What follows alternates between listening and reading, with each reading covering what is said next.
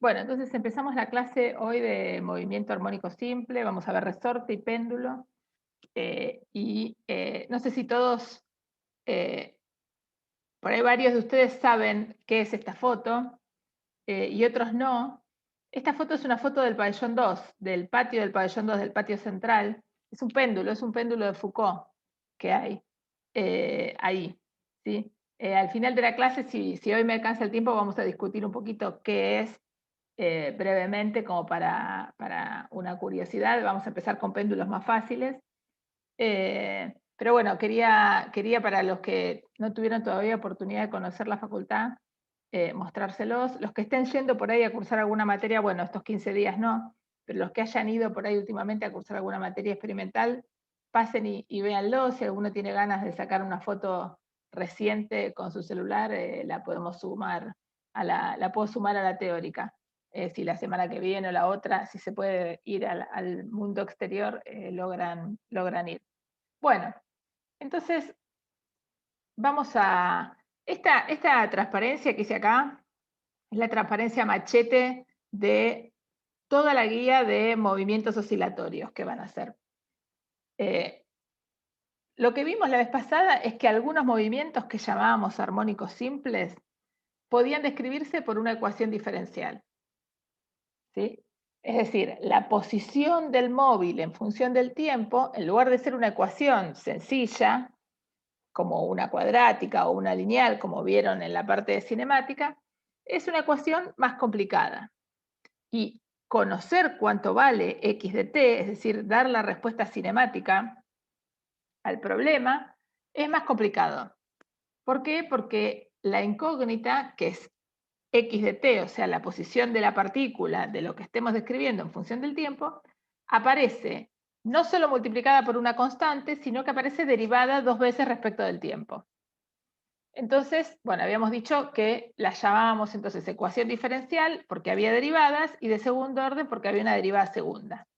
Y lineal porque ninguna de las incógnitas, que acuérdense que son las x de t, aparecía elevada a ninguna potencia, o adentro de un seno, o adentro de una exponencial, o adentro de un logaritmo. ¿Sí? Bien.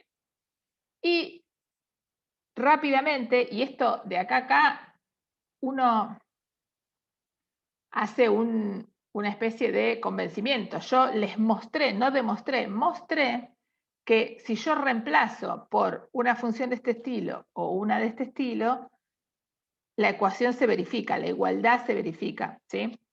En realidad, la teoría de ecuaciones diferenciales es tremendamente extensa, es un área muy activa y muy fecunda de la matemática. Y, por ejemplo, nosotros los físicos cursamos una materia en la que resolvemos ecuaciones diferenciales solamente. O sea, es realmente un tema en sí mismo, una disciplina en sí misma, la solución de ecuaciones diferenciales. Esta es la ecuación, diría, una de las más sencillas, y yo les mostré que este tipo de funciones son solución. Es lo único que uno necesita para seguir su vida, no necesita hacer demostraciones y hacer teoremas que le permitan ver esto. Ustedes para esta materia les alcanza con saber cómo es la forma de una ecuación diferencial y que estas expresiones trigonométricas sencillas son solución, ¿sí? Y dijimos, A es la amplitud, tiene que ver con la amplitud de la oscilación. Ahora vamos a ver ejemplos donde vamos a ver en cada caso qué es la amplitud. Y phi es la fase que está asociada a el ángulo inicial, si es que estamos describiendo un ángulo, o a una posición inicial, si estamos describiendo una posición, ¿sí? Y en general, para tener A y phi, necesito condiciones iniciales. Para todas las ecuaciones diferenciales, yo necesito para resolverlas, necesito tantas condiciones iniciales como derivadas aparecen en la función. Entonces, si acá me aparece una derivada segunda, necesito 2 condiciones iniciales, que podrán ser 2 posiciones, 2 velocidades, una posición y una velocidad, etc. Van a ver que en el 90% de los ejercicios de la guía y en los ejemplos que aparecen en el libro, en los ejemplos que vamos a trabajar en clase, en general se da una velocidad y una posición, que son las iniciales. Pero eso está asociado a que en los experimentos, por ahí es más fácil tener esos datos, que andar midiendo una velocidad a los 10 segundos que empezó el movimiento de una partícula. Entonces, simplemente está asociado a eso. Y además, en general, uno pone todo para cuando t sea igual a 0, porque se solucionan mucho las ecuaciones cuando uno tiene un valor 0. Entonces, todo eso, todo ese combo, digamos, de razones hace que en general uno le den la posición y la velocidad iniciales. Pero con dos condiciones alcanza. Bien. Y les mostré cómo se graficaban un seno y un coseno, y les mostré cómo era la posición y cómo era su derivada. Y les mostré que justamente como la derivada de una del seno es el coseno o viceversa, bueno, las funciones me dan parecidas pero no iguales, ¿sí? Esto, acuérdense que graficar senos y cosenos es súper importante para esta materia. Así que revísenlo. Yo les pasé una página que hace dibujos. Si no les sirve y tienen otra, genial. Pero está bueno que se acostumbren a conocer los gráficos de las funciones trigonométricas. Van a ganar mucho tiempo. Bien. Y después, la clase pasada, fíjense que estamos volviendo a pasar por cosas que vimos la clase pasada. Vimos uno de los primeros ejemplos de movimientos oscilatorios, ¿sí? Y lo primero que hicimos fue decir, bueno, el caso más sencillo de un resorte apoyado sobre una mesa de la que le engancho algo, ¿qué tipo de movimiento puede tener esa partícula que está enganchada al resorte?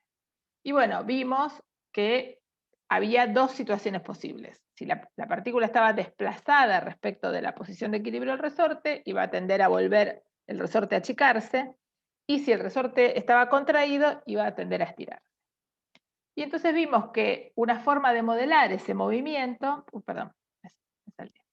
una forma de modelar ese movimiento y de describir matemáticamente una fuerza con esas características, era decir que la fuerza era proporcional a una constante elástica, que es una constante que describe el material del que está hecho el resorte, las vueltas, la compresión de esas vueltas, etc., y el estiramiento.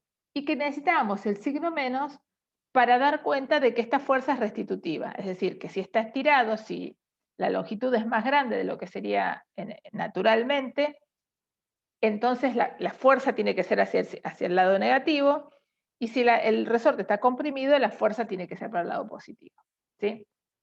Y esto lo vimos matemáticamente en detalle, y acá lo vuelvo a escribir. Fíjense, acá se los escribí como vector, ¿sí? Todo lindo, cualquier fuerza elástica, cualquier dirección, ¿sí? O sea que podría ser horizontal, vertical, inclinado así, asá, lo que sea. Y acá lo que hicimos fue decir, bueno, vamos a lo más típico con lo que vamos a trabajar. Resortes apoyados en una dirección que llamamos X, ¿sí? Hasta acá estamos todos. ¿Alguien se perdió o se durmió y se me cayó contra la compu? ¿O estamos todos? ¿Vamos? Bien. Entonces, lo que vamos a hacer ahora es pararnos en el problema particular. Y hoy vamos a hacer dos problemas. Uno en el eje X y otro en el eje Y. ¿Sí? Esperen que me pongo el reloj del celular porque si no, después se me pasa el rato. Bien. Entonces, el estiramiento. Fíjense, acá doy dos maneras de escribir el estiramiento. Uno podría escribir el estiramiento como longitud final menos longitud inicial, ¿sí? Esa sería una manera. Normalmente, como trabajamos en el eje X, por este ejemplo que puse, cuando uno quiere describir el estiramiento, no va a describir el estiramiento como L, sino que lo va a llamar X. De esa manera, uno va a describir cualquier estiramiento que tenga este móvil, ¿sí? Esta partícula, ¿sí? ¿Se ve el problema? Y X0 va a ser la longitud inicial. Entonces, fíjense, yo lo dibujé acá. Dije, tengo el resorte tranquilo, sin que le hagan nada a la partícula, ¿sí? Entonces está ahí tranquilo. ¿Qué longitud tiene el resorte? X0, su longitud, lo que llamamos su longitud natural, ¿sí? Que muchas veces es su longitud en equilibrio. Para este caso van a ser la misma, ¿sí? O sea, el estado en el cual no pasa nada con ese problema, ¿sí? Bien. Una vez que tengo eso, aplico una fuerza en alguna dirección, ¿sí? Por ejemplo, agarro esto con la mano y lo estiro para allá. Si lo estiro, la posición final del cuerpo va a ser mayor de la que era inicialmente. Entonces, ¿estamos de acuerdo que esta resta me va a dar un número positivo? ¿Todos lo ven eso? ¿Sí? Imagínense que imagínense que este fuera mi eje X, ¿no? Esperen que hoy justo estoy sin la tableta, así que me van a salir peores los gráficos. Si este es el eje X, ¿no? Lo pongo así en negrito, esperen a ver si ponemos un poquito más grueso. ¿Dónde era acá? Fíjense, este es el eje X, ¿no? Este X0 podría ser un valor. Inventemos uno, supongamos que esto vale, no sé, por decir algo, el origen está acá, este es el 0. ¿Sí? Pongamos números para que el ejemplo quede más, más concreto. Y este, no sé, será el 18, por decir un número. ¿Sí? Si lo estiré, este número, donde está acá, se ve donde estoy poniendo el mouse, el cursor, ¿qué número podría ser? ¿Qué les parece? Un número mayor. Un número mayor, por ejemplo, no sé, 23. ¿Sí? Entonces, el resorte está estirado porque su posición final es mayor que lo que es su posición de equilibrio. ¿Estamos todos de acuerdo entonces que esta resta que estoy señalando da mayor que 0? ¿Lo ven eso? Sí, sí. Bien. Si esa resta me da mayor que 0, la fuerza es negativa. ¿Cómo sé que la fuerza es negativa? Y porque la fuerza tiene esta fórmula. Entonces, la fuerza va a ser esto que tiene un signo negativo. Esperen.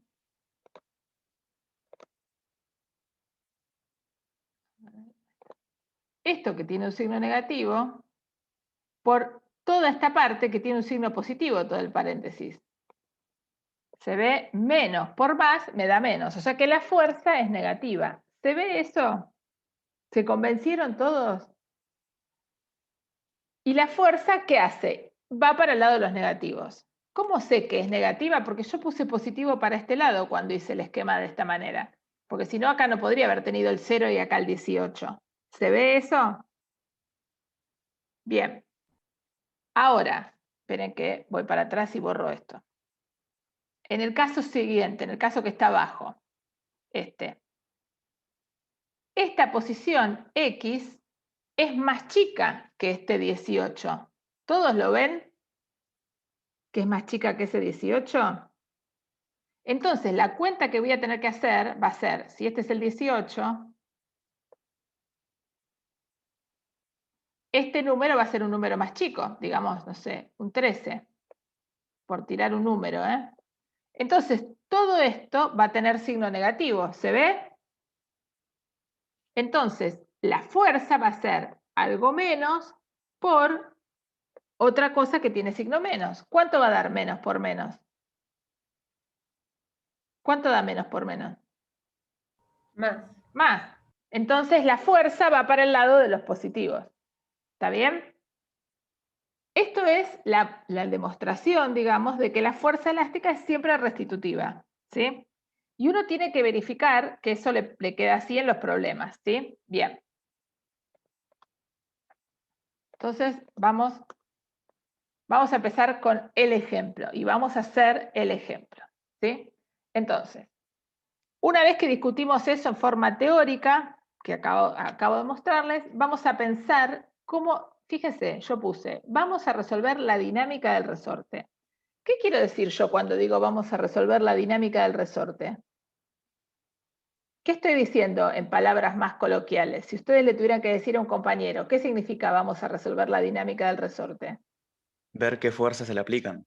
Claro, es decir, pensar con la ecuación de Newton en la cabeza qué fuerzas se le aplican a este resorte y cómo se escriben las ecuaciones de Newton, ¿sí? Todo eso, los físicos lo decimos, resolvamos la dinámica del resorte, ¿sí?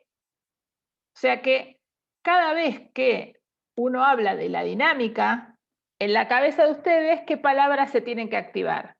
Fuerza, ley de Newton, diagrama de cuerpo libre. ¿Sí? Esos son los conceptos detrás que uno tiene cuando dice dinámica de un cuerpo. ¿Está bien? Bien. Entonces, fíjense, K y L0 son datos. En general, el fabricante les dice cuál es la longitud natural del resorte, porque está fabricado, o sea, cuál es la longitud cuando el resorte está tranquilo, y la constante elástica. Como les decía, cuando uno va al laboratorio, el pañolero puede tener cajitas con resortes de distintas constantes elásticas y se las da. En general, cada cajita ya tiene el etiquetado. O sea que eso para nosotros es dato, ¿sí? Y en los problemas eso va a aparecer como dato. Entonces, cuando yo pongo esto, estoy hablando de los datos del problema. Bien. Entonces, vamos a plantear una situación hipotética para pensar cuáles son las fuerzas que actúan sobre este sistema. ¿Sí? Entonces, primera cosa importante. Volvemos a hacernos la pregunta que nos hacíamos la clase pasada y la otra y la otra. ¿Cuántos contactos tiene este cuerpo? Este cuerpo está en contacto con dos cosas. Está en contacto con el resorte y está en contacto con la mesa. Como está en contacto con la mesa, va a aparecer una fuerza que es la normal. Y como está en contacto con la fuerza elástica, con un resorte, va a aparecer una fuerza elástica. ¿Sí? Y como está en contacto, como está en la Tierra, va a tener una única fuerza que no es de contacto, que es el peso. ¿Todos me siguen hasta acá? Bien. Ahora yo dibujé la fuerza elástica en esta dirección, mirando para allá. ¿Sí? ¿Es cierto que todo el tiempo durante la vida de este resorte la fuerza elástica va a estar para allá? No. No. La fuerza elástica es la primera de las fuerzas prácticamente que vemos en clase, que va a ir variando su posición, la flechita para donde apunte. La normal siempre apunta para arriba, el peso siempre apunta para abajo. ¿Sí? A tiempo 0, a tiempo 1, a tiempo 10.000, si no se me rompió el sistema, el peso va siempre para abajo, la normal va siempre para arriba. Pero la fuerza elástica no, la fuerza elástica a veces va para un lado y a veces va para el otro. Entonces uno la dibuja para un lado en función de la hipótesis que hace. Total, cuando uno resuelva las ecuaciones de Newton van a resolver para todo tiempo. Entonces va a estar contenido esta situación que dibujé acá, ¿sí? Y la situación contraria, que es cuando está comprimido. ¿Se ve lo que estoy diciendo? Bien. Y después puse acá, vamos a tratar de escribir exactamente la fuerza elástica. ¿Por qué? Porque es la única que no sabemos bien cómo se escribe. La normal y el peso, si conozco la masa, conozco el peso, así que eso sale más o menos solo. ¿Estamos hasta acá? Bien. Entonces, voy a las fórmulas que puse en las clases pasadas y que puse también en la clase de hoy. La fuerza elástica es menos K por L menos L0. Como estoy en el eje X, va a ser menos K por X menos X0.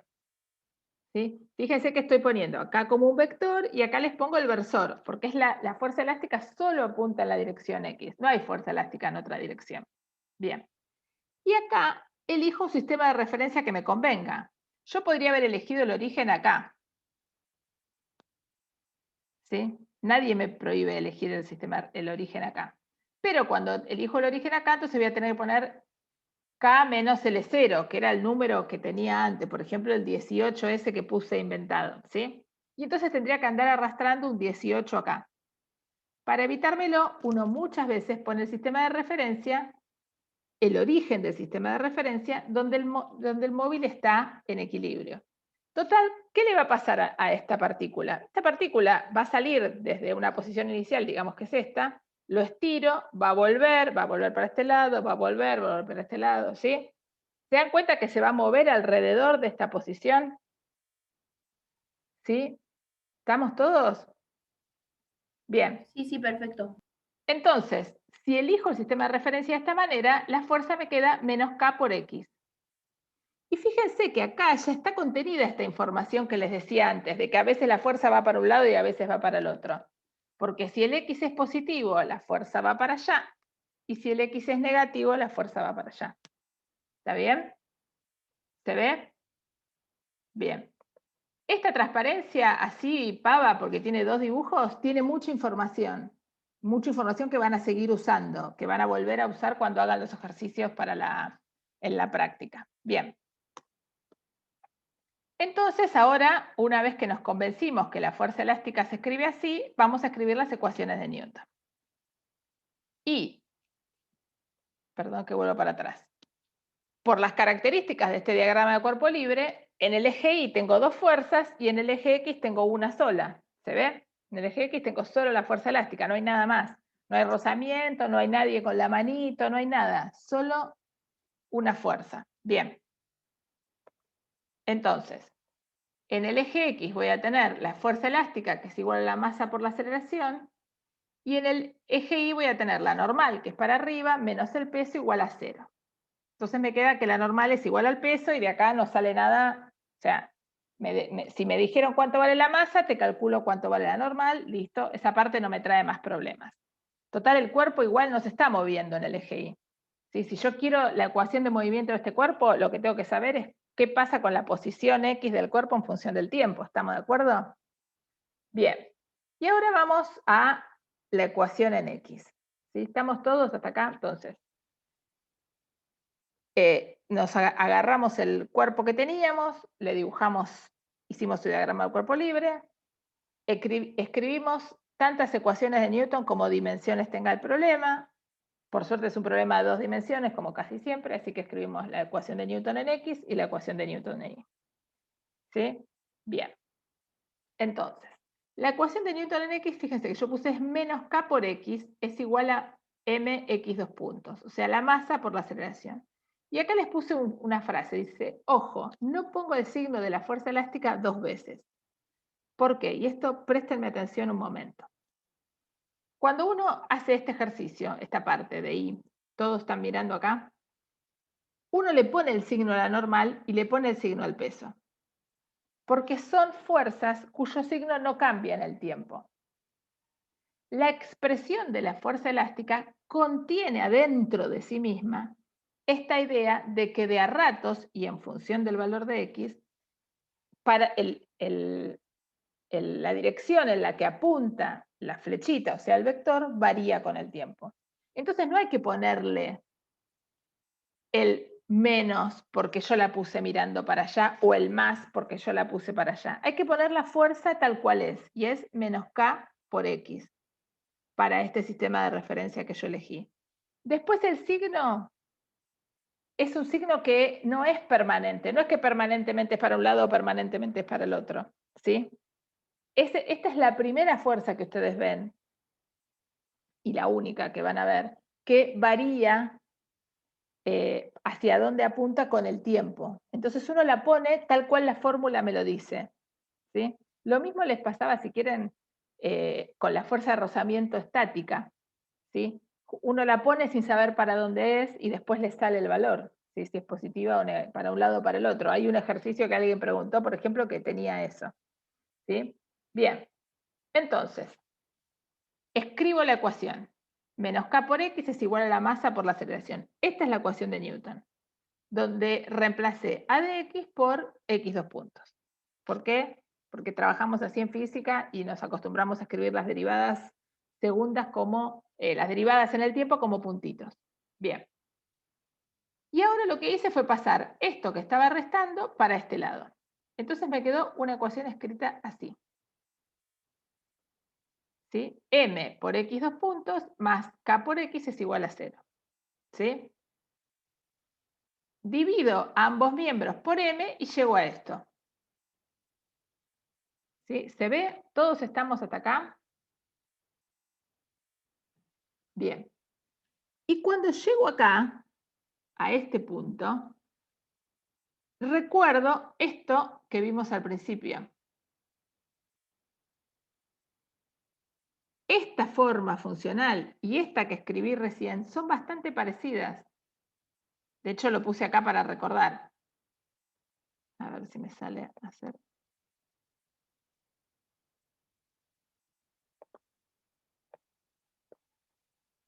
Esto es lo que vimos al principio.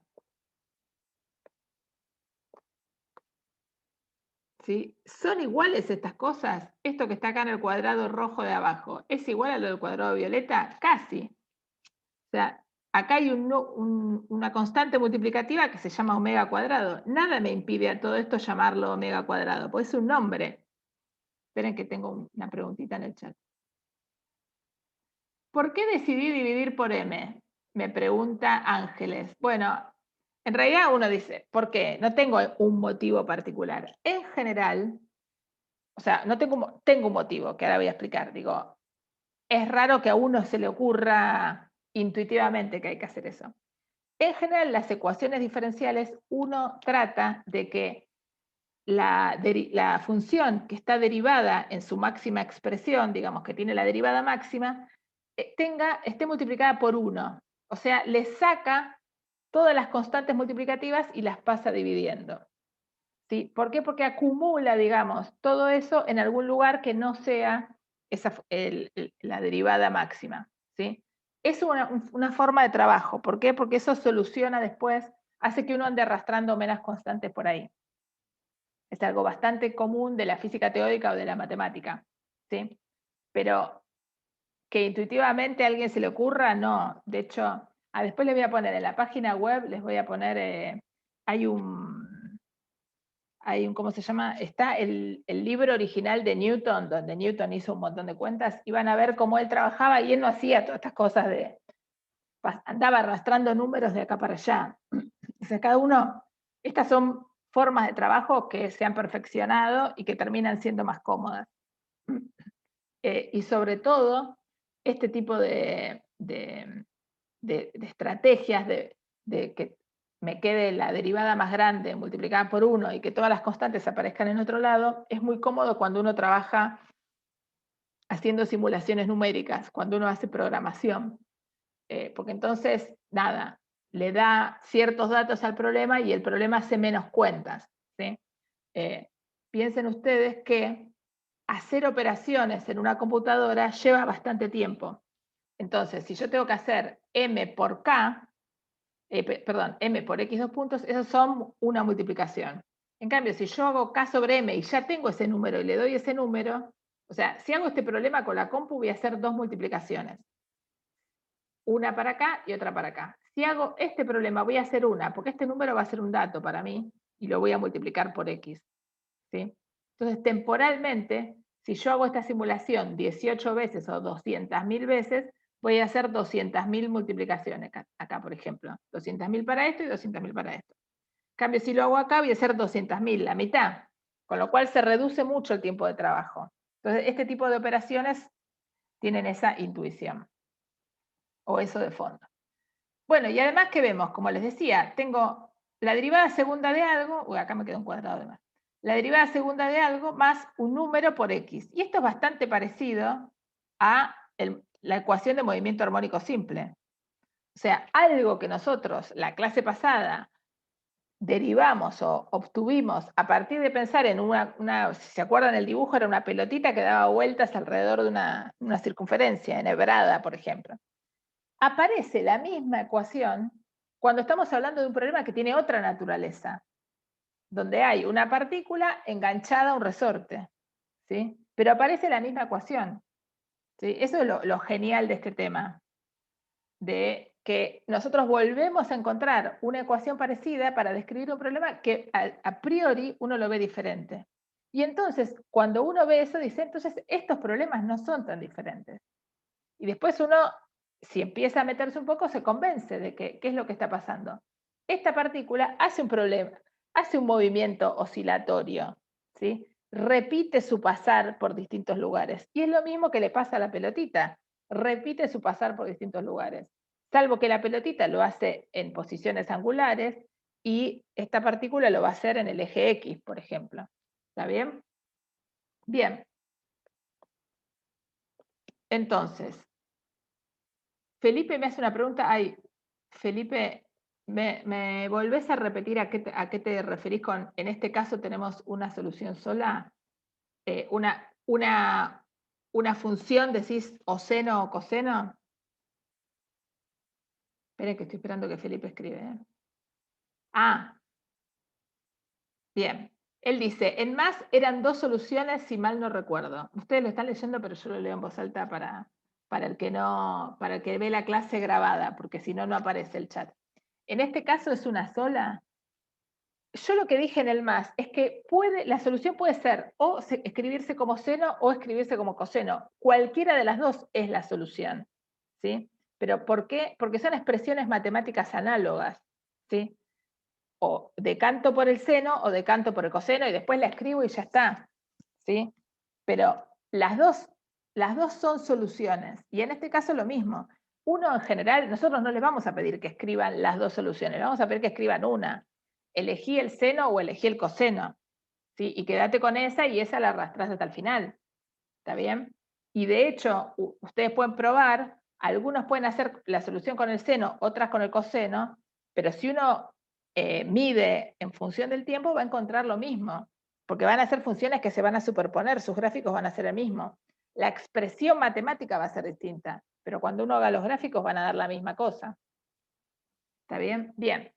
Entonces, yo, por ejemplo, en este caso dije, voy a tomar, esperen que perdí el cursor, acá, voy a tomar x igual a coseno de omega t más phi. ¿Por qué? Porque sé que esto al final es como uno de estos, entonces digo, bueno, me escribo que x es a por coseno de omega t más phi. Es decir, vuelvo acá porque esto a veces parece que hay ahí un salto que no se entendió. Me encuentro con una ecuación, que es esta, la que tenemos en rojo. ¿Sí?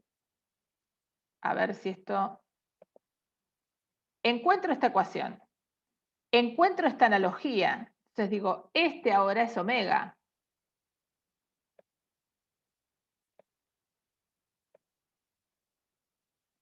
Entonces, quiere decir que lo que era solución de esta ecuación, ahora va a ser solución de esta. Entonces digo, entonces la solución de esta ecuación que tengo en el cuadrado rojo va a ser x de t igual a coseno de omega t más phi. O a seno de omega t más phi. Donde a y phi todavía no sé quiénes son. Son desconocidos para mí. ¿Sí? Y de hecho, sí, omega cuadrado está acá, pero acá en la solución va sin el cuadrado. ¿Sí? Acá en la solución va sin el cuadrado. Ah, sí, sí, acá sí. Bien. Entonces, parece cualquier cosa menos un cuadrado, eso que metí ahí, pero bueno. Lo que decía es, si uno elige esta, a coseno de omega t más phi, el valor de a va a dar una cosa y phi va a dar otra. Si uno elige con el seno, les van a dar otros valores, a y phi. Les pueden dar otros, ¿sí? De hecho, phi siempre les da distinto, según uno se decante por el seno o por el coseno. Bien. Entonces, x va a dar a coseno de omega t más phi, la derivada es menos omega por a seno de omega t más phi. ¿Cómo llegué de acá a acá? Regla de la cadena. La derivada del coseno es menos el seno y la derivada de omega t más phi es omega por 1 más la derivada de phi que es 0, o sea que les queda menos omega por a por c. Y ahora necesito estas que son condiciones iniciales. Y hasta que no me las den, no puedo salir de acá. O sea, a y phi me quedan desconocidas. ¿Está bien? Bien. Entonces, vamos a la siguiente transparencia.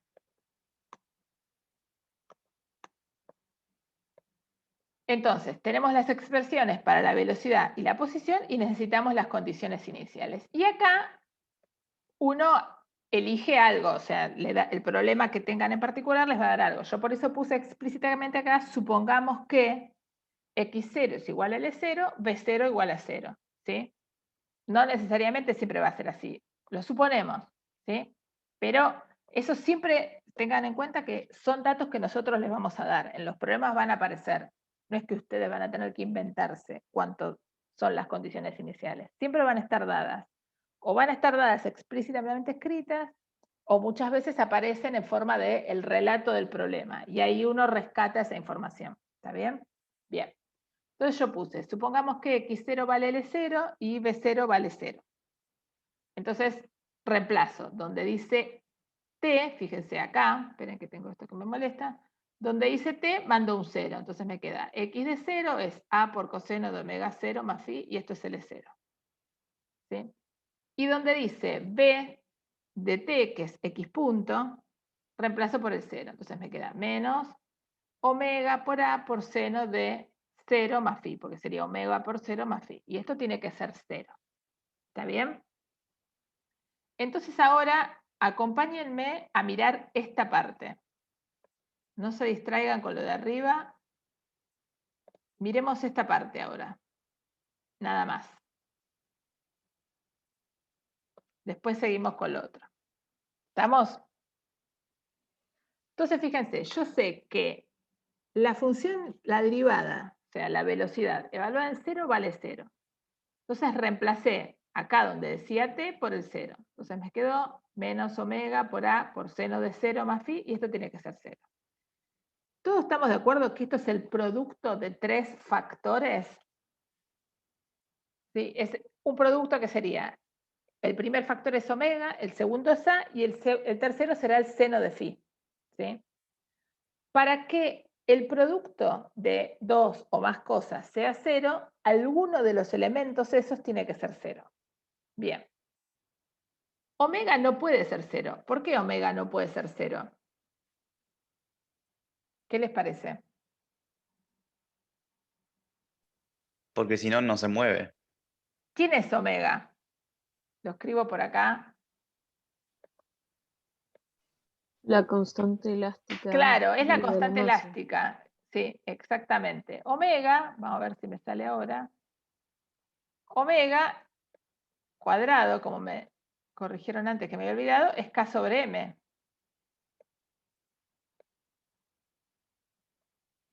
Si omega es 0, significaría que K es 0. O sea, si K es 0, no tengo resorte. ¿Está bien? ¿Lo ven todos? O que la masa es infinita, lo cual también es como si si uno tuviera un resorte chiquito y le pone una masa gigante, y el resorte no va a poder resortear, para decirlo con el neologismo, ¿se ve? Entonces, omega no puede ser 0. ¿Estamos todos convencidos que omega no puede ser 0? La amplitud tampoco puede ser 0, porque si la amplitud es 0, ¿qué pasa con la solución? ¿Cómo quedaría esta solución? ¿Cuánto sería la solución x de t si a fuera 0? 0. 0, o sea, sería 0 todo el tiempo. No, ¿para qué nos vamos a poner para hacer este trabajo si la posición del móvil es 0 todo el tiempo? No pasa nada. Entonces, ni omega ni a pueden ser 0. ¿Quién es lo único que puede ser 0? El seno de phi. Ahora, ¿cuántas veces se hace 0 el seno de phi? Infinitas veces. ¿Estamos de acuerdo? Porque el seno es una función así que vale 0 en 0, pi, 2pi, menos 2pi. ¿Está bien? ¿Vamos a poner todas esas soluciones? No, ponemos una. Fíjense, yo acá puse phi, el seno de phi es igual a 0 si phi es 0, o phi es pi, o phi es 2pi, ¿sí? Pero uno está haciendo física, trata de quedarse siempre con la expresión más sencilla porque no sabe dónde puede llevar todo, entonces nos quedamos con phi igual a 0, ¿sí? Podrían quedarse con phi igual a pi, no pasa nada, les da el problema, la solución, la gráfica de la solución va a dar idéntica, ¿sí? Lo único que uno va a andar arrastrando más problemas, ¿está bien? Entonces de acá deducimos cuánto vale este phi, a partir de una de las ecuaciones, de las condiciones iniciales. Bien. Entonces, ahora que ya conozco phi, vuelvo con este dato a esta ecuación, fíjense. Ahora que ya me encontré una, esto es un problema de 2 ecuaciones con 2 incógnitas. Ahora que este ya lo determiné, lo reemplazo acá.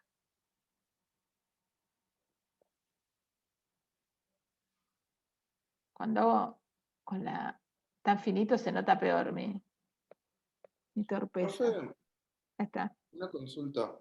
Sí, O sea, también cuando phi es igual a pi o 2pi, el seno también se hace 0. sí, Ah, sí. La función seno, esto no puedo hacerlo, se van a matar de risa, pero bueno, lo voy a hacer igual. Así se entretienen un poco. La función seno es así, ¿sí? Y este es el eje X, suponete, ¿no? Entonces, este es 0, pi, 2pi, 3pi, 4pi y así. La función Claro. seno o coseno tienen infinitas raíces en su dominio, que es todos los reales. ¿Sí? ¿Quiénes son esos valores? Están separados por pi. ¿Sí? Por eso digo, en realidad, cuando uno resuelve esto, encuentra una familia de soluciones. Todas las soluciones que salen de phi igual a 0, las soluciones que salen de phi igual a pi, las soluciones que valen de phi igual a 2pi. De hecho, pueden encontrar que alguien llama a estas soluciones phi es igual a. Algunos lo escriben, si ven si buscan por ahí en alguna otra, una teórica o algo, van a ver que muchos escriben así, que phi es n por pi, donde n es cualquier número natural. Entonces, si n vale 0, la solución será 0. Si n vale 1, la solución será pi. Y así. ¿Sí? Es una forma más matemática de escribir esa familia de soluciones. Pero como nosotros nos alcanza con encontrar una, elegimos phi igual a 0 y chau, y nos olvidamos de todas las demás. El que tiene ganas de hacer soluciones más complejas, bienvenido, no hay ningún problema. Bien. Entonces, una vez que tenemos phi, lo reemplazamos acá y entonces les queda a por el coseno de omega por 0 más phi, que ahora es 0. Y esto les queda el coseno de 0. Y el coseno de 0 vale 1. Uno agarra la calculadora, o se acuerda cómo es el gráfico del coseno, lo que les venga mejor. Y de acá les queda a por coseno de 0, que es 1, vale a. Y esto tiene que ser igual a la longitud inicial, que es el dato, L0. Entonces, la solución... esperen, que estoy haciendo lío. La solución final va a ser x de t, va a ser a, que ahora ya averigüé que vale L0, por el coseno de omega, que es raíz de k sobre m, porque omega cuadrado era k sobre m, por t más phi, pero como phi me dio 0, ni la escribo. Esta es la solución general de del cuerpito este atado. ¿Qué quiere decir? Que si ustedes me preguntan, ¿dónde está el cuerpo a tiempo 14? Agarro y calculo el coseno de esto, que va a ser un número, raíz de k sobre m va a ser un número, porque k es dato, m es dato, eso es dato. Por el tiempo que quieran, lo multiplican por la longitud de esta y les va a dar dónde está. Y a veces, fíjense, como el coseno es una función que va a tomar valores negativos y positivos, a veces la posición va a ser negativa, es decir, va a estar, vuelvo para el dibujito que teníamos antes. Esperen.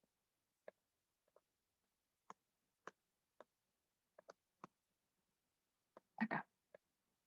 Fíjense, acá lo tengo dibujado. Esta es la función. A veces la posición va a ser positiva y otras veces va a ser negativa. ¿Por qué? Porque a veces va a estar yendo para allá y otras veces va a estar yendo para allá. Y hay dos situaciones en las que va a pasar justo por el centro, por la posición de equilibrio, ¿sí? Que va a pasar por el 0. Fíjense, ¿cuándo va a pasar por el 0? Y yo lo estiro. Y cuando vuelve pasa por el 0, se va para allá, y cuando vuelve otra vez pasa por el 0. Y vuelve al inicio. Pasa por el 0, se va hasta lo más cortito, pasa por acá y vuelve hasta más. Y ahí va oscilando, ¿sí? Lo más lejos que puedo tenerlo es en 1, yo lo grafiqué, le puse 1, pero sería L0, y lo más cerquita sería menos L0, lo más cerquita de la pared esta, ¿no? ¿Está bien? Y omega, que es la frecuencia de oscilación, me permite sacar el periodo, que es decir, el tiempo que tarda el resorte en hacer todo este viaje. Y bueno, va a ser 2, esto ya lo habíamos visto, que el periodo es 2pi sobre omega, entonces el periodo va a ser 2pi sobre mk raíz cuadrada. Y entonces esta es la solución general. ¿Está bien? Fíjense que esperen que tengo una pregunta.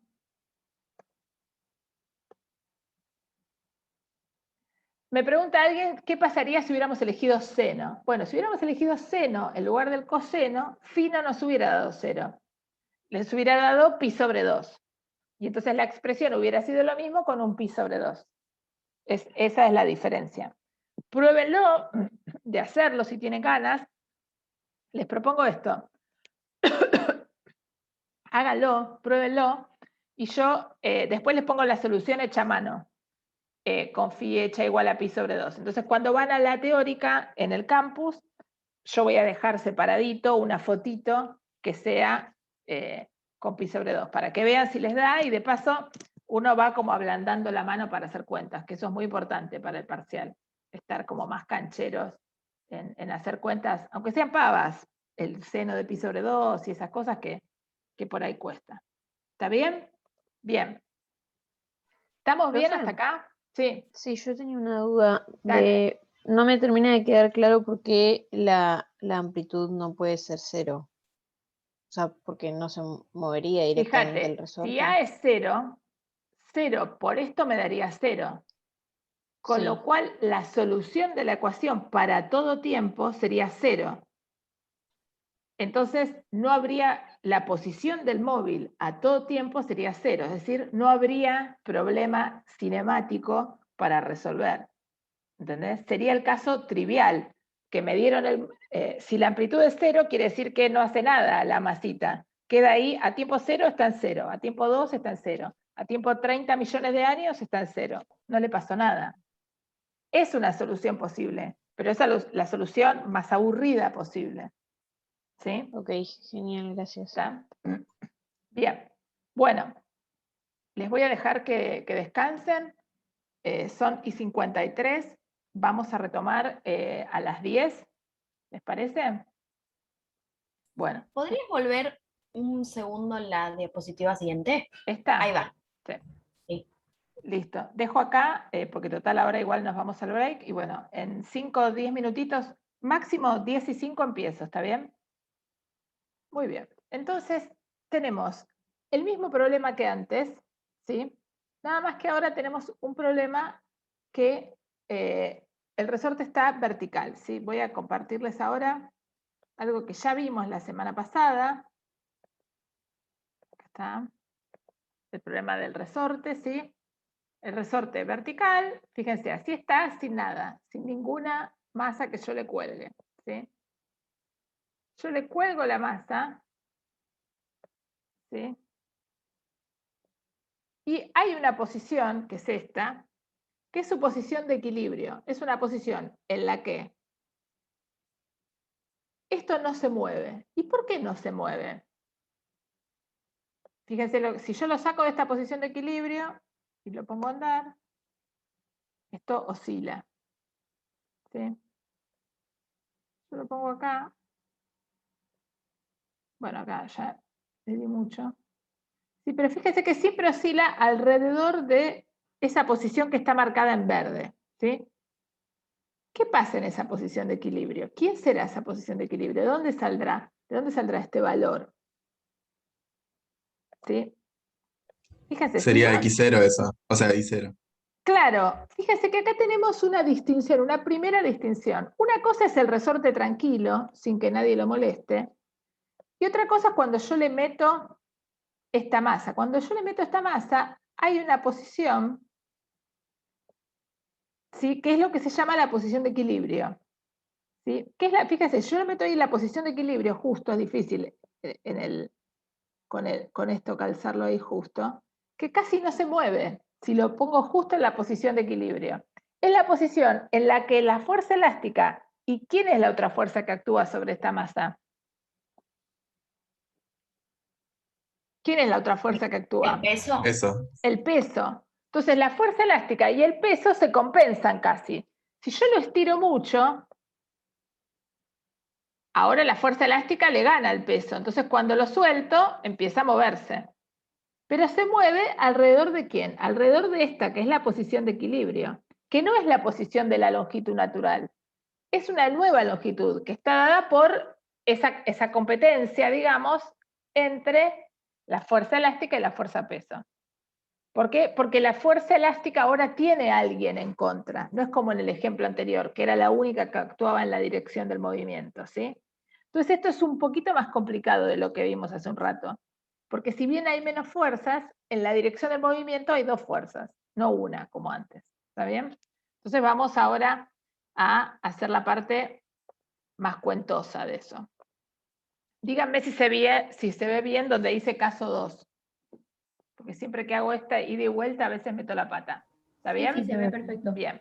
Bueno, acá les puse el link para lo que vimos recién. ¿sí? Para el que tiene ganas de probar y variar y jugar y qué sé yo. Bien, entonces, pero fíjense que con los dibujos, con mi habitual talento, dibujé nada, lo mismo que vimos recién en la simulación. Resorte, fíjense, estos son datos, material que está hecho en resorte, longitud 0, es decir, longitud del resorte, longitud natural del resorte, la longitud natural que tiene el resorte cuando lo saca el pañolero de la caja, imagínense eso, o la pañolera, ¿sí? Bien. Y ahora, primero planteamos la posición de equilibrio, es decir, aquel instante, aquella posición en la cual la fuerza elástica y el peso se compensan. Entonces, me dibujo el diagrama cuerpo libre. Fíjense que yo acá el diagrama lo dibujé sobre la misma masita. La fuerza peso apunta hacia abajo y la fuerza elástica la puse apuntando para arriba. En realidad, ¿qué sabemos de la fuerza elástica? Que a lo largo de la vida del movimiento de ida y vuelta, la fuerza elástica va a ir variando. A veces va a ir hacia arriba, a veces va a ir hacia abajo. ¿Sí? ¿Por qué? Porque a veces va a ir a favor, porque el resorte va a estar comprimido, otras veces va a estar en contra, porque el resorte va a estar estirado. ¿Está bien? Bien. Párenme cuando no entiendan, ¿eh? O pregúntenme por el chat. Entonces, planteo, fíjense, acá yo fui súper escueta, puse problema en equilibrio. ¿Y qué escribo para el problema en equilibrio? ¿Qué es esto que escribí acá? Donde dice x igual a esto. ¿Qué es? ¿Qué ecuación es? ¿Qué les parece? La de la fuerza elástica. O sea, Esta parte es la fuerza elástica. ¿Y esto qué es? el peso. Claro, entonces esta es fuerza elástica más peso igual a ¿qué? A 0 porque está en el equilibrio. A 0 porque está en equilibrio. ¿Qué? Entonces, este primer renglón, ¿qué es? Es la ecuación de Newton para ese movimiento. ¿Sí? Entonces, lo primero que hice acá, que no lo escribí, fue escribir la ecuación de Newton. ¿Sí? En la dirección del movimiento. Y fíjense que la dirección vertical la llamé X. ¿Por qué? Justamente para que se acostumbren que en realidad puede ser la dirección de movimiento, le puedo poner el nombre que quiera, no porque sea vertical le tengo que poner Y siempre, ¿está bien? Entonces la llamé X. Y fíjense, perdón, fíjense que la puse positiva para abajo, gracias, con el origen arriba, para variar un poco, ¿sí? Simplemente. ¿Está bien? Entonces fíjense que en estos dibujos escuetos que puse muchas cosas que por ahí nos interpelan respecto de lo que veníamos viendo. Llamé X a la dirección vertical y puse el origen donde está colgado el resorte, en lugar de ponerlo en la longitud esta natural. Para variar, ¿sí? Para que simplemente aparezca algo diferente de lo que veníamos trabajando hasta ahora. Y acá puse la fuerza elástica. ¿Sí? Voy a ir discutiendo esto que está escrito y un poco como si fuera un fractal, me voy metiendo ahí adentro. ¿Sí? Esta fuerza, ¿de dónde lo saqué? Nuestra fórmula, acuérdense cómo era. Era que la fuerza, esperen, que lo voy a escribir así. Nosotros sabíamos que la fuerza era igual a menos K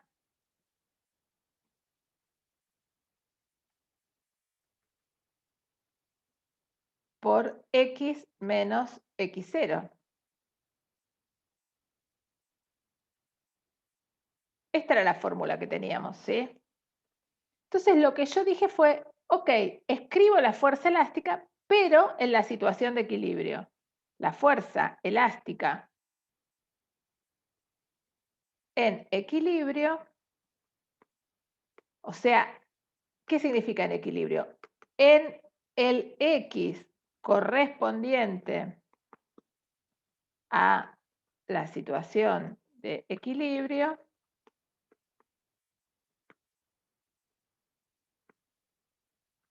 es esto que está aquí arriba. ¿Se ve? Vamos a ver si esto me deja.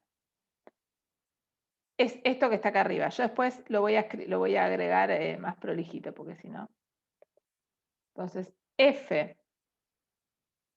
igual a menos K por X menos X0 en la situación de equilibrio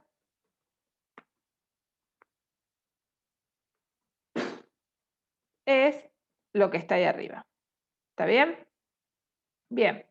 Más el peso. ¿Todos entienden este renglón? Si entienden este renglón, todo va a ir rápido. Si no, pregúntenlo y lo revisamos. ¿Sí? No es necesario que lo entiendan de una. Digo, lo volvemos a decir. ¿Está bien? ¿No hay preguntas? Yo Bien. sí tengo una pregunta. Dale. Perdón. Dale, no, es justamente es lo que hace que la clase no sea yo hablando contra una pantalla sola. Bueno, a mí no me queda claro por qué el X de equilibrio no vendría a ser la longitud natural. Como que dijiste que la longitud natural también era la longitud de equilibrio. Entonces no Cuando entiendo la relación que la hay longitud entre natural esos dos. era la longitud de equilibrio en el problema anterior, en el que yo estaba en el eje X, tenía el resorte apoyado sobre una mesa, una superficie. Entonces, cuando yo le colgaba la masa, no variaba su longitud, le enganchaba la masita, no variaba su longitud de equilibrio. ¿Sí? Su longitud natural era la longitud de equilibrio. La longitud de equilibrio, en el caso que yo lo tenga colgando, ahora varía y no es la longitud natural, porque el resorte para encontrar el equilibrio tiene que compensar a alguien, entonces tiene que hacer un poco de fuerza. ¿Sí? Imagínate que vos sos el resorte y estás así horizontal. Te engancho una masa, vos ni te enterás que te enganché una masa, porque en realidad esa masa tiene un peso asociado, pero ¿quién se está encargando de compensar ese peso? La normal, la superficie. A vos no te da ni frío ni calor, no te hace nada que exista esa masa. Ahora vos sos un resorte que está horizontal, yo te engancho una masa y naturalmente sentís que te estirás, porque ahora tenés un peso que te está tirando para abajo, que antes no tenías. Entonces, la longitud de equilibrio, que es la longitud en la que el cuerpo no se mueve, ya no puede ser más la longitud natural. Porque este bicho ahora resulta que con su masa te está tirando para abajo. Entonces, el resorte se ve obligado a estirarse un poco hasta compensar esa masa. Y una vez que la compensa, se quedan ahí quietos los dos. ¿Cómo hago para sacarlo de equilibrio? Y le pego una patadita. Y le pego una patadita y se empieza a mover. Cuando lo tenía horizontal, yo lo tenía así, tenía la masita acá, le pego una patadita y se empieza a mover. Pero la longitud de equilibrio en el caso horizontal era la misma que la longitud natural. En este caso no. La longitud de equilibrio es aquella longitud en la que el resorte no hace fuerza, digamos, que compensa la fuerza que hay alrededor, no tiene que hacer nada, ¿sí? Y la masa no se mueve. Eso es el equilibrio. La masa no se mueve. Para sacarla de esa posición, tengo que darle una patadita, un impulso, una fuerza inicial, algo, ¿sí? Después todo va a seguir moviéndose simplemente por la misma inercia de que tengo un resorte y tengo una masa, entonces todo eso se sigue moviendo, ¿está bien? Hay una dificultad ahí. La longitud de equilibrio es la longitud tal que el cuerpo que estoy estudiando, porque acordate siempre que cuando uno hace dinámica, estudia el movimiento de una partícula que supone puntual, no se mueve porque todas las fuerzas están compensadas. Y entonces ese cuerpo está quieto, ¿sí? O con aceleración cero por lo menos, o se mueve con velocidad constante, ¿sí? Eso es lo que significa la longitud de equilibrio. Hay situaciones como la anterior que vimos, que como el peso y la normal se compensan entre sí, la longitud natural del resorte es la longitud de equilibrio, es la longitud a la cual el resorte, la masa que le está colgada no se mueve. Cuando yo tengo un resorte que está vertical, cuando yo le cuelgue una masa, eso va a tender a bajar. ¿Por qué? Porque ahora ese resorte tiene que compensar al peso para que haya equilibrio. Recordemos, ¿qué es el equilibrio? Que la suma de fuerzas de cero. Entonces, si yo tenía el resorte así, no pasaba nada. Tengo la masa suelta apoyada en el piso, ¿sí? Voy a volver a la simulación, así se ve el dibujito. Fíjate, para que vamos a parar esto y lo voy a sacar. No sé si se ve acá la pesita al costado. ¿Se ve acá la pesa? Cuando yo tengo la pesa acá, esta pesa no se mueve, su aceleración es cero, ¿estamos de acuerdo? ¿Por qué su aceleración es 0? Y porque tiene un peso y tiene una normal, pero se están compensando las dos. ¿Estamos de acuerdo? Este resorte, ¿por qué no se mueve? Porque este resorte no tiene ninguna masa asociada. Yo ahora quiero describir el movimiento de esta masa. Y vengo a esta masa, la engancho acá. ¿Sí? Si la engancho acá y dejo que esto vaya a su posición de equilibrio, fíjate, esto no, casi no se mueve. Esto se nos termina moviendo porque es muy difícil para mí con el mouse caerle justo a la posición de equilibrio, ¿sí? Pero teóricamente esto debería estar quieto. Y esto es lo que te marca, es la posición esa. Esa posición en la cual fuerza de peso y fuerza elástica se compensan y la aceleración del móvil es 0. En realidad acá no me sale porque me cuesta a mí engancharle justo. ¿Por qué? Porque esta masa es un poco grande, no es muy puntual, entonces es difícil pegarle justo a eso. ¿Está bien? Ahora, una vez que yo tengo la situación de equilibrio, si yo le pego una patada a esto, hacia allá o hacia abajo, lo que voy a lograr es que el cuerpo empiece a moverse. Pero fíjate que el cuerpo empieza a moverse y siempre oscila alrededor de esta raya verde, que es la posición de equilibrio, que no es la longitud natural del resorte, fíjate. La longitud natural del resorte, esperen que paro esto. Bueno, no me está dejando. Vamos a separar. La longitud natural del resorte es otra. Y fíjate una cosa más interesante, que la longitud de equilibrio depende de la masa. Si yo la masa la achico mucho, la longitud cambia. ¿Por qué? Porque justamente si yo cambio la masa, achico el peso. Ahí me salió bien. Si yo achico la masa, achico el peso. Si achico el peso, la fuerza elástica tiene que hacer menos para compensarlo. Esperen que tengo una pregunta, pero acá con la simulación esta. Ahora vamos, Oriana, ahora vamos a tu pregunta. ¿Está bien? Bien. ¿Sí? Esto entonces es la explicación. Esperen que vuelvo a compartir. Denme un segundo.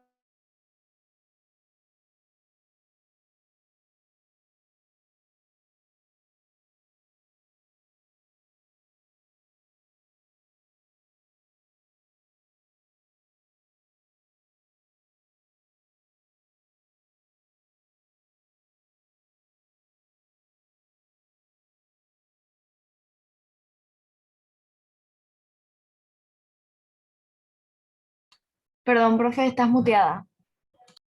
No me había dado cuenta, gracias. Bueno, entonces, ahora voy a contestar la pregunta de Oriana. Entonces, una vez que nos convencimos que el equilibrio es aquella situación en que todas las fuerzas que existen en mi problema se compensan entre sí para dar aceleración 0, escribo esa situación. Entonces a la X lo llamo X de equilibrio, para decir, quiero encontrar esa solución, porque si no, esto tendría que ser la fuerza elástica más el peso es igual a la masa por la aceleración. ¿Y por qué acá pongo 0? Porque estoy buscando el equilibrio, ¿sí? Fíjense, este tipo de cosas, yo las digo, pero a veces no las anoto. Pero cuando después uno en su casa, el domingo, vuelve a leer esto, si uno no anota o no vuelve a mirar la teórica, esto es chino, porque van a decir, ¿de dónde sacó el 0 esta mujer? Bueno, saco el 0 porque sé que estoy en equilibrio y en equilibrio implica aceleración 0. Entonces, de m por a, dije m por 0, 0, y fui mucho más sucinta al escribirlo. Bien, entonces me queda esta ecuación, que es fácil, y de acá deduzco cuánto vale la posición de equilibrio. Y Oriana me preguntaba por qué yo había llamado x de equilibrio menos L0 y no x0. Simplemente porque acá usé el dato L0, lo podría haber llamado X0 a la longitud natural, ¿sí? Lo que quise fue remarcar que L0 es la longitud natural del resorte, que podría ser X0, es un nombre nada más, que tiene que ver con la fabricación de ese resorte, ¿sí? Cuando estamos en el problema horizontal, X0 y L0, o sea, la posición de equilibrio y la longitud natural son la misma. Cuando estamos en este problema donde para estar en equilibrio el resorte tiene que hacer fuerza, digamos, entonces la posición de equilibrio se escribe en términos de la longitud natural. Y lo que nos queda, esperen, bien, lo que nos queda entonces es haciendo estos despejes, esta cuenta sencilla, tengo que despejar el X de equilibrio, entonces me queda M por G, bueno, esto pasa sumando y la K pasa dividiendo, y les queda esto que tiene unidades de longitud.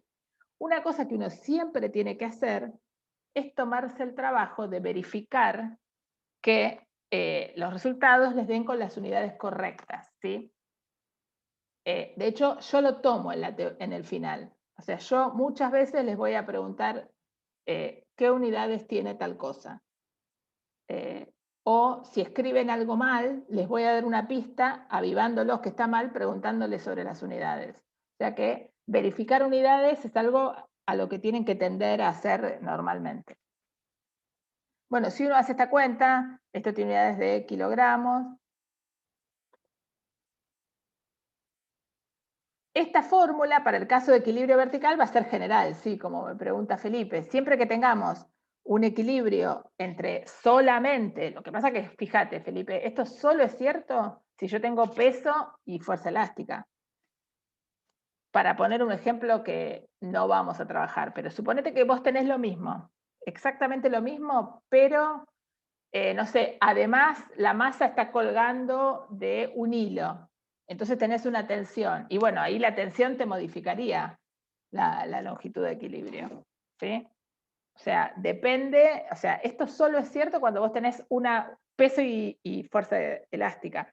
Pero si vos tuvieras peso, fuerza elástica y un rozamiento, por ejemplo, o sea, el mismo problema metido en dulce de leche, entonces vos tuvieras que ponerle una fuerza elástica, una fuerza viscosa, como vimos más adelante, hace unos días, entonces ahí te cambiaría la longitud de equilibrio. ¿Está bien? O sea, esta longitud de equilibrio solo vale para el caso que vos tengas dos fuerzas compitiendo para llegar al equilibrio, peso y elástica. En cuanto agregás otra, acá vas a tener más términos y sonaste, se te fue la fórmula al demonio. Por eso digo que la única fórmula es pensar, es tener claro el concepto, que es la suma de todas las fuerzas tiene que ser 0. Tirame por la cabeza todas las fuerzas que quieras, te las sumo. Si tengo suerte y conozco la mayoría, voy a poder deducir esto. Si no, bueno, veré qué hago. ¿Está bien? Bien. Entonces, ahora vamos a escribir el problema dinámico. Fíjense los títulos que puse, ¿no? Esto para ayudarlos después cuando repasen. Acá puse problema en equilibrio, es decir, caso estático, caso aceleración igual a 0. Y ahora vemos el problema dinámico, es decir, la ley de Newton, lisa y llana, para sacar cuánto es la posición de este cuerpo en función del tiempo. ¿Está bien? Entonces escribí, el peso, la fuerza elástica, es igual a la masa por la aceleración. Y ojo con esto, porque esto lo dibujé acá y lo escribí y nadie dijo nada todavía. Fíjense, ¿por qué al peso le puse más acá, si el peso va para abajo?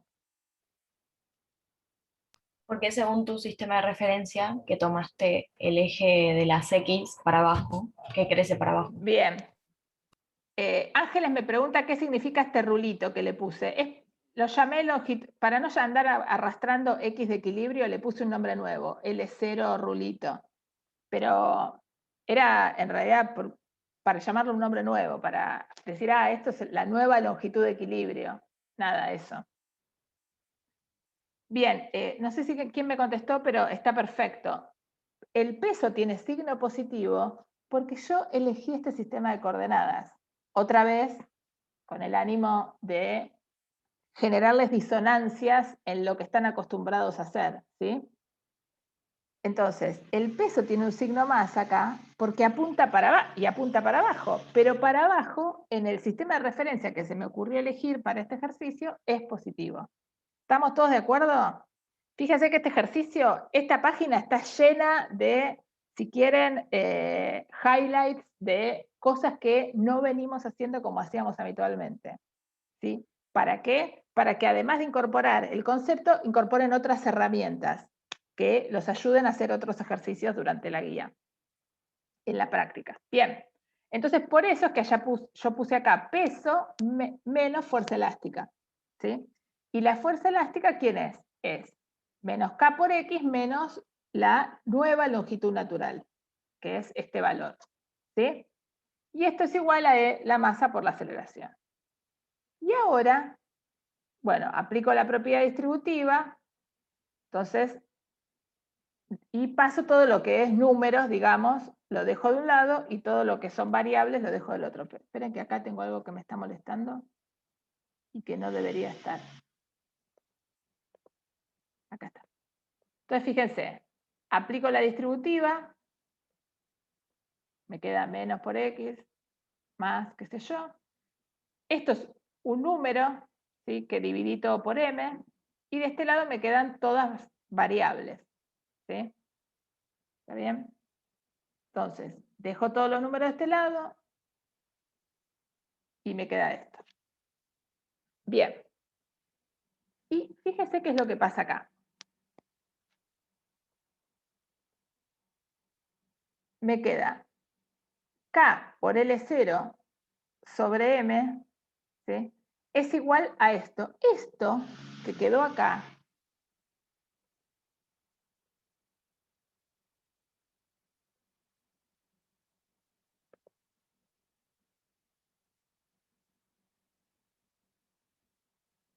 dividí todo por M.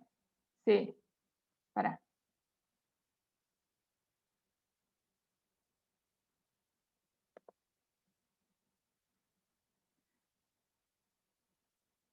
Sí, me lo olvidé. Lo puse acá y me lo olvidé. Sí, después lo corrijo. Alguien me dice, ¿no te olvidaste el peso? Sí, me lo olvidé acá, pero lo puse acá. No pasa nada, después lo agregamos. Sí, me lo olvidé, después se los agrego. No pasa nada, es un error, pero no lo arrastré porque lo corregí acá. Se ve que cuando lo copié mal. Bien, después se lo pongo bien, lo escribo bien antes de subirlo.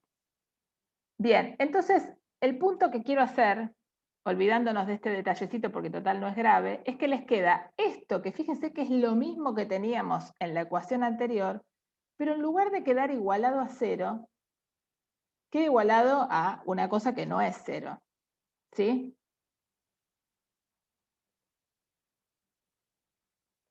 Queda igualado a algo distinto de 0, ¿está bien? Eso es lo que quiero hacer el punto. Sí, acá me olvidé el M por G, me lo tragué, pero después lo agregué, ¿sí? Lo único que me importa es que vean esto, en este caso, que vean que ahora tengo la misma ecuación diferencial de un lado, pero en lugar de estar igualado a 0, queda igualado a un número, a una constante, ¿sí? Entonces, acá, en este punto, es donde tenemos que estar atentos y decir, ¿esto lo puedo resolver como venía resolviendo las ecuaciones diferenciales anteriores o no? Y la respuesta es que sí. Y la respuesta es que sí, y esto se supone que ustedes no lo saben de otro lado, porque esto ustedes no estudian ecuaciones diferenciales, ¿sí? Entonces, ahora yo les voy a proponer la solución, y esto en realidad ustedes lo van a usar directamente como una fórmula, que esta es la solución. De hecho, lo van a poder tener en su hoja de fórmulas, que esto se resuelve de esta manera. Esto es lo que se llaman ecuaciones diferenciales inhomogéneas. ¿Por qué? Porque en lugar de estar igualadas a un 0, están igualadas a un número. Esa es la inhomogeneidad. Y la solución general de estas ecuaciones va a ser la misma que antes, más un valor que es el valor L0, que es la longitud de equilibrio. ¿Por qué se escribe así? ¿De dónde sale este segundo término? Como les decía, hay toda una teoría de ecuaciones diferenciales que respalda esto, que no vamos a ver, ¿sí? Lo que yo les preparé acá es un mini resumen, con el ánimo de convencerlos.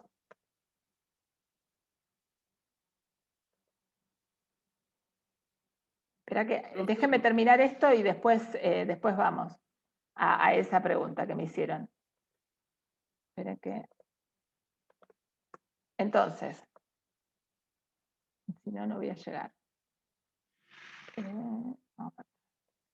Entonces, lo que quise escribirles acá, este es un mini resumen sobre ecuaciones diferenciales. Esto es ¿cómo se llama? Un asomarse a ese problema gigante. Las ecuaciones diferenciales en general se resuelven, se separan entre homogéneas e inhomogéneas, ¿sí? Entonces, las homogéneas son las que conocemos, cuya solución ya viene, y las inhomogéneas tienen una solución particular. Y entonces la solución general se escribe como la solución homogénea más la solución particular. Esto vale para todas las ecuaciones diferenciales. En particular va a valer para la nuestra. ¿Sí? Y entonces, la solución natural, la solución de este problema va a ser la misma solución que teníamos antes, corrida a la nueva posición de equilibrio, que es L0. ¿Sí? Y entonces por eso les va a quedar, esta posición de equilibrio, les va a quedar la solución corrida. Es lo mismo que antes, ¿sí? Yo sé que esto parece que empecé a tirar fórmulas a lo loco, ¿sí? Pero lo que hicimos es lo mismo. Olvídense que acá me equivoqué en la cuentita. Después esto se los corrijo bien y cualquier cosa me lo preguntan la vez que viene. Porque me arrastré mal la gravedad. Escribimos las ecuaciones de Newton. Nos va a quedar una inhomogeneidad, o sea, nos va a quedar la ecuación diferencial igualada a algo que va a terminar siendo justamente el L0. Mi error es que acá puse L0 monio. Tenía que ser L0, porque es X menos la longitud natural, la fórmula. Entonces, después acá lo escribí en detalle bien. ¿Está bien? Ese es el error. Por eso me tengo que corregir, borrar dos cositas y ya está esto. Me arrastré dos cosas. Alguien me dice que lo vieron en Matemática 1. Lo explico de esta manera, toda esta vuelta, porque sé que algunos están haciendo Mate 1 ahora, con todo este lío de que no tienen materias para cursar. Sé que varios vieron esto de que la solución particular, la solución de la ecuación diferencial es la homogénea más la particular. Pero quería contarlo para el que no lo vio, que es, por lo que veo, por lo que hice en la encuesta, son varios. Bien, entonces, digamos, uno se encuentra con, redondeemos la idea, escribo las ecuaciones de Newton y me queda, en lugar de una ecuación de movimiento armónico simple igualada a 0, me queda una ecuación de movimiento armónico simple igualado a algo que no es 0, pero que es un número. Esa va a ser la solución, va a estar asociado a la solución particular, ¿sí? Y entonces, la solución general va a ser la solución del homogéneo más la solución particular, ¿sí? Y directamente uno va a resolverlo de esa manera. Van a ver que muchas veces en la guía nosotros no les vamos a preguntar, escriba X de t en completo, por ahí les vamos a preguntar, escriba la posición de equilibrio o escriba la frecuencia de oscilación, o sea, estos ejercicios en general, como la ecuación es complicada, quizás no les pedimos tanto normalmente. ¿Está bien? Bien. Y ahora vamos a ver otro ejemplo. Vamos a pasar de, fíjense, lo que hicimos fue ver un problema oscilatorio en un resorte horizontal, resorte vertical, donde variaba la posición de equilibrio, y ahora vamos a ver otro movimiento oscilatorio, que es un movimiento oscilatorio en el plano, ¿sí? Y ese movimiento de pendular, ¿sí? El péndulo. Nosotros ya vimos cómo se escribe, cómo se calcula el periodo del péndulo. ¿Se acuerdan? Lo vimos la clase pasada o la otra, ¿sí? Vimos cómo se escribía el péndulo cónico, cómo escribíamos las ecuaciones de Newton, pero no resolvimos el problema cinemático, es decir, no calculamos instante a instante dónde está la pelotita. ¿Se ve lo que estoy diciendo? O sea, hicimos problemas de responder cosas puntuales. De hecho, ustedes lo vieron en el CBC, seguro esto, ¿sí? Ahora nos vamos a poner en resolver el problema cinemático, es decir, en tratar de, a partir de las ecuaciones de Newton, contestarnos dónde está el móvil en cada instante, es decir, dónde está la pelotita en cada instante, ¿sí? Fíjense que como tengo un péndulo que oscila, lo único que me interesaría para saber dónde está la pelotita es saber el ángulo que está barriendo. Porque si yo sé el ángulo, ya sé dónde está la pelotita, porque la longitud de la cuerda ya la conozco. ¿Estamos todos con eso, convencidos de eso? ¿Sí? Porque al final de esta cuenta voy a terminar sacando un tita de t. Y voy a estar muy contenta con ese tita de t. Y voy a decir, ah, bueno, entonces ya sé dónde está el móvil. ¿Por qué ya sé dónde está el móvil? Porque si yo conozco el tita y conozco el radio de oscilación, porque el péndulo hace así, entonces el radio va a ser, si está colgadito acá, va a ser la longitud esta de mi dedo, por ejemplo, ya está. ¿Sí? A veces uno pierde eso de vista. ¿Sí? Bien. Entonces, esto ya lo vimos la semana pasada o la otra, ya no me acuerdo. Vimos que las dos fuerzas que actuaban eran peso y normal. Fíjense que puse en peso en verde y la normal en azul. Perdón, peso y normal. Ya estoy más dormida que no sé qué. Es peso y tensión, perdón. Peso y tensión. No hay normal, porque esto no está apoyado arriba de nada. ¿Sí? ¿Está bien? ¿Estamos de acuerdo? La tensión la hace la cuerda y el peso, ¿quién lo hace? ¿Quién hace el peso? ¿Por qué me tiene El peso? mismo cuerpo en sí. Claro, como el cuerpo tiene masa y está en la Tierra, hay peso. Listo. Bien. Y voy a usar coordenadas polares, que también lo hicimos la semana pasada. Entonces, fíjense, las coordenadas polares las dibujé en rojo, ¿se ve? La coordenada radial que sale y la coordenada tita que va creciendo a medida que el resorte se va para allá. ¿Sí? A medida que el resorte, que esta masita que está como el celestito claro sube, tita crece. ¿Se ve? Si yo vuelvo a tener, fíjense, si ahora la masa aparece por acá, entonces tita es más grande. ¿Está bien? Bien. Está en rojo el sistema de coordenadas y es polares. Entonces pongo, en la dirección radial hay dos fuerzas. Está una componente del peso y la tensión. ¿Está bien? Y en la componente tangencial hay solamente una componente del peso. Fíjense que este ejercicio, alguien, yo no me acuerdo quién de ustedes, la vez pasada me preguntó, cuando hicimos problemas de movimiento circular, qué pasaba si había fuerza tangencial. Y yo les dije, ya vamos a ver un ejemplo. Este es ese ejemplo. ¿Sí? Si uno mira la clase pasada, yo creo que si miran el video, yo comenté que estaba esta pregunta en el chat escrita. Creo que la hizo Felipe, si no me equivoco.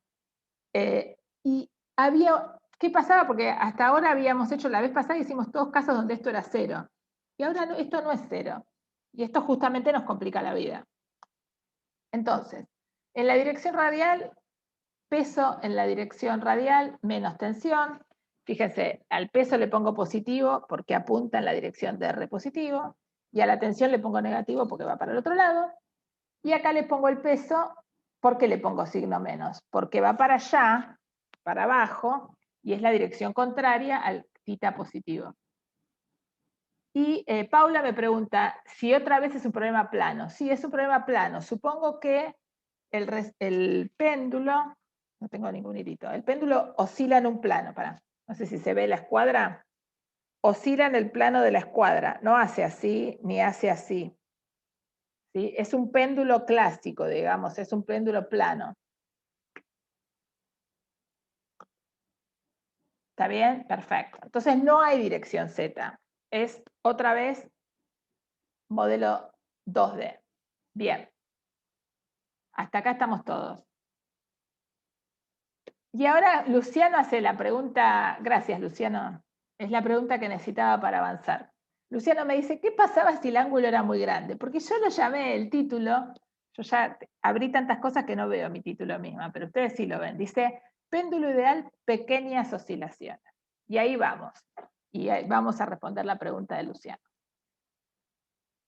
Veamos la ecuación que tengo acá, en tita versor.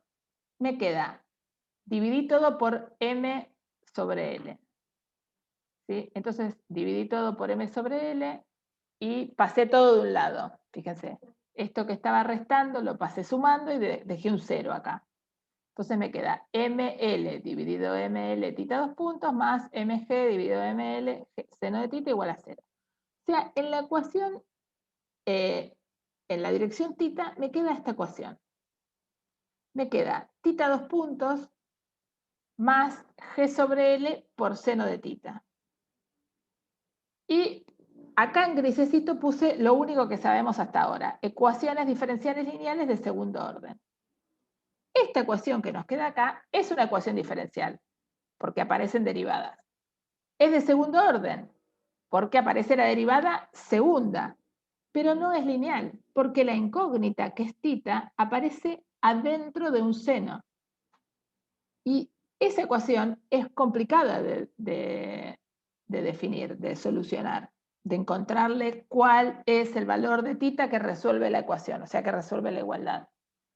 Pero uno dice, si son pequeñas oscilaciones, el seno de tita lo puedo reemplazar por una aproximación. Y esa aproximación va a ser buena y me va a ayudar a volver a esta solución. Y entonces, espera que tengo algo que me molesta. Esa aproximación se hace usando lo que se llama el polinomio de Taylor, ¿sí?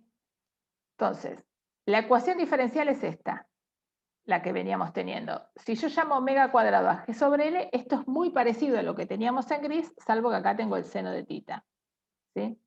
Y entonces, acá se los mostré en un gráfico. Esta es la función seno de tita. Y esta es la función tita, ¿sí? Fíjense que cuando tita es muy pequeño, son muy parecidos. Acá les hice un zoom. Fíjense, entre 0, esto es pi sobre 2, esto será pi sobre 4, qué sé yo. Entre 0 y pi sobre 8 son casi iguales, ¿sí? Y si ustedes agarran la calculadora y hacen la cuenta, pueden calcular, no sé, el seno de pi sobre 16, van a ver que es muy parecido al seno de pi a pi sobre 16. Esperen que busco la calculadora y les hago la cuenta. Hay que poner en radianes, ¿no? La calcu.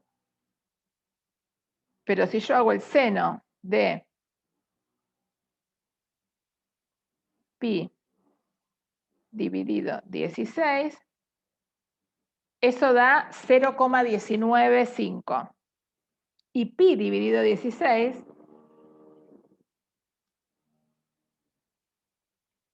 da 0,196. ¿Sí? O sea, ven que son muy parecidos. Entonces, cuando el ángulo es pequeño, vale la aproximación de que el seno de tita es casi tita. Esto que yo les puse es una aproximación, es una motivación gráfica del por qué vale eso. En realidad, la forma de calcularlo es usar el polinomio de Taylor. Yo acá puse toda la explicación de cómo se calcula el polinomio de Taylor en general y cómo sería el polinomio de Taylor en este caso, ¿sí? El que tiene ganas lo mira. Yo esto no lo tomo, la idea de hacer el cálculo del polinomio de Taylor. Sí, les tomo que sepan que el seno de tita es casi tita por la aproximación gráfica, ¿sí? Pero esto lo pongo porque me interesa formarlos a ustedes con la mayor información posible, valga la redundancia. Entonces, lo agrego. Entonces, la ecuación les queda, usando esta idea del polinomio de Taylor o usando la idea gráfica, que tita 2 puntos más omega cuadrado tita es igual a 0. Y esta es la misma ecuación que antes, salvo que omega cuadrado no vale raíz de k, omega cuadrado no vale k sobre m, vale g sobre l. Pero es lo mismo. Entonces, la solución va a ser la misma. Phi de t va a ser a coseno omega t más phi. ¿Sí? Pero solamente esta solución va a valer en el caso de que tita sea pequeño. ¿Sí? No va a valer en los otros casos. ¿Sí? Y dependiendo de las condiciones iniciales, del ángulo inicial y de la velocidad inicial, uno va a poder sacar cuánto vale A y cuánto vale phi de la misma manera que hicimos antes. ¿Sí? Acá lo que les hice fue una demostración de que omega, en el caso del resorte, tiene unidades de 1 sobre segundo y en el caso del péndulo también. ¿Sí?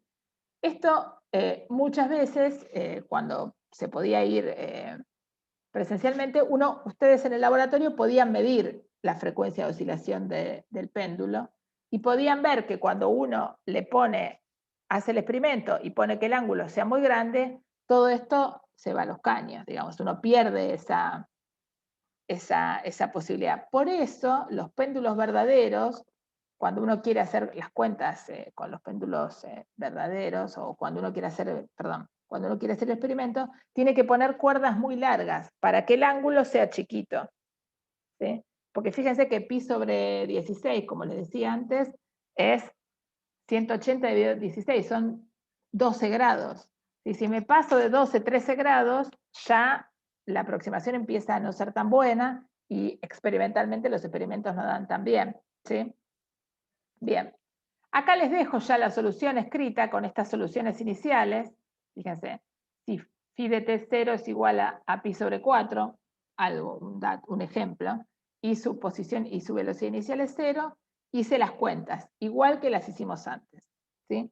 Pero pongo la aproximación, esta solución es válida siempre que el ángulo sea pequeño. Es otro ejemplo más de que las hipótesis son esenciales para las conclusiones. Si uno hace este experimento, pero cuando va al laboratorio, agarra el péndulo y lo larga desde acá arriba, ¿sí? Esta es la vertical, yo agarro el péndulo y lo largo desde acá arriba, eso nunca va a ser ángulo pequeño. Entonces nunca voy a poder esperar este comportamiento, ¿sí? Bien. Bueno, y creo que hoy ya no me va a quedar mucho tiempo para contarles del péndulo de Foucault, ¿sí? Les dejo acá esto y la clase que viene vamos a empezar hablando un poquito de Foucault, pero les dejo otra foto de la facultad. Fíjense que esta es en una semana de la física, creo. Este es el mismo péndulo que vimos antes. Este es el péndulo con una persona para que vean el tamaño, ¿sí? Y esto es el modelo y este es Foucault. Después la clase que viene, porque ya se me está haciendo tarde, quiero que descansen un poco, ¿sí? Pero el que tenga ganas, sí, la idea de Foucault fue ver que un péndulo que uno ponía a oscilar, ¿sí? Sin ninguna condición particular, salvo esta de que fuera suficientemente largo el hilo y ese tipo de cosas, a lo largo del tiempo, de mucho tiempo, ¿sí? Uno veía que el plano de precesión, el plano en el que iba oscilando, precedía, es decir, se iba cambiando, ¿sí? Y acá les dejo un video, dura como 6 minutos, pero lo interesante pasa en los últimos 30 segundos, que los invito a que lo vean, y la clase que viene vamos a empezar mirando este videíto, esa parte. Y vamos a discutir un poco del trabajo de Foucault, meramente como curiosidad, y por el valor histórico, y además para hacer mención a esto que lo tenemos en particular en la facultad. Bueno, los dejo, voy a corregir eso, esa cuentita que me equivoqué, que me tragué una parte, y bueno, y seguimos la vez que viene, ¿sí? Dejo de grabar ahora y me quedo un rato por si hay dudas y esas cosas.